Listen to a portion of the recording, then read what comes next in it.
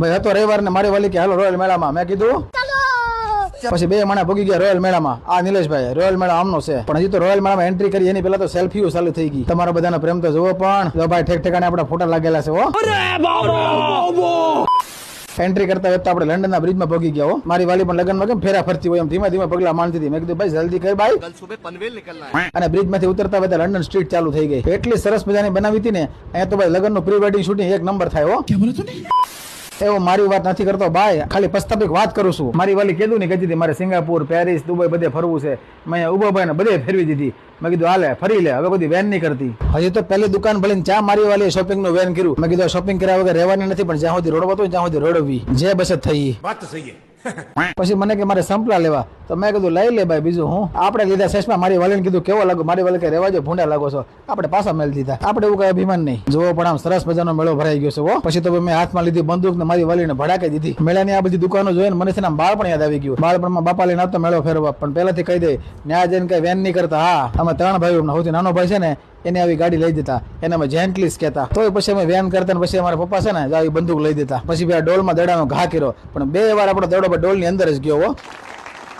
પછી આ થેલા ને પર્સની દુકાન આવી તો મારી વાલી કે મારે તો ભાઈ પર્સ લેવાનું થાય છે. ફાઇનલી પછી આ પર્સ લઈ લીધું અને શોપિંગની શુભ શરૂઆત કરી દીધી ભાઈ. પછી ભાઈ બંદૂક લીધી હાથમાં અને ફુગાને ભડાકી દીધો. આવી જ બંગડી 20 વર્ષ પહેલા મેં આ બાઈને પહેરાવી હતી, હજી હપ્તા ભરું છું અને હજી આ બાઈને પછી બંગડી લેવી છે. બોલો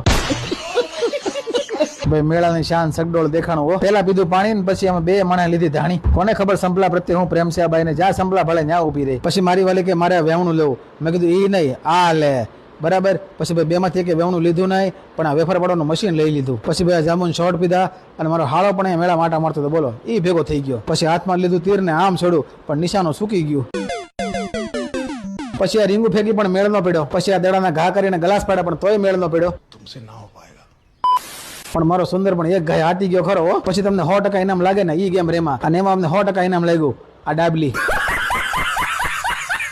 મેળામાં આવી એટલે ખિસ્સું ખાધા વગર હાલે નહીં. મારી વાલી લીધું ખિસ્સું અને 2 વાટકા ઉડાડી ગઈ. હા, તું પેલા ફોટો લઈ લે પેલા તું. અને આપણને ચના જોર ગરમમાં મજા આવી ગયો. થોડોક મેળો ફરતા જાય અને થોડાક ફોટા પડાવતા જાય. પછી ભાઈ વારો ભૂંગળા બટેકાનો, આમાં મજા પડી ગઈ. આ હોડકામાં આપણે બેહવાનું છે. હજી હોડકામાં બેહવી અને પેલા મારી વાલીયા લાઈવ ઢોકળા ઓર્ડર કરી દીધા. પછી ભાઈ આઈસ્ક્રીમ વાળા ભાઈ પણ મોસ કરાવી દીધી. પછી પાછો ફોટોનો કાર્યક્રમ શરૂ થઈ ગયો.